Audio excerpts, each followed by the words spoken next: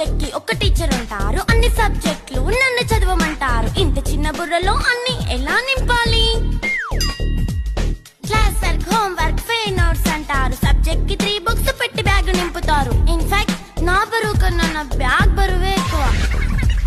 క్వశ్చన్లు, ఆన్సర్లు, సర్ప్రైజ్ టెస్టులు తమ్మి దాటుకొని మళ్ళీ స్కూల్ వాన్ ఎక్కేసి అమ్మయ్య ఇక ఇంటికి వచ్చేసామనుకుంటే మార్క్స్ తక్కువ వస్తే చెయ్యాలి అసైన్మెంట్. రిపోర్ట్ కార్డ్ చూపిస్తే ఇంట్లో ఉన్న పనిష్మెంట్. హోమ్ వర్క్ చేయమంటూ మమ్మీ చంపుతుంటుంది. ట్యూషన్ టైం అయిందని డాడీ తరుముతుంటాడు. డాన్స్ క్లాస్ కి వెళ్ళమని తాతయ్య తిడతాడు. స్నాక్స్ తిని వెళ్ళమని నాన్నమ్మ ఆపుతుంది. ఇక అన్నీ అయిపోయాక కాసేపు టీవీ చూద్దామంటే మమ్మీ ఎంట్రీ ఇచ్చింది. బెడ్ ఎక్కమంది. చిన్న నాప్ తీసేలోపు తెల్లారిపోయింది.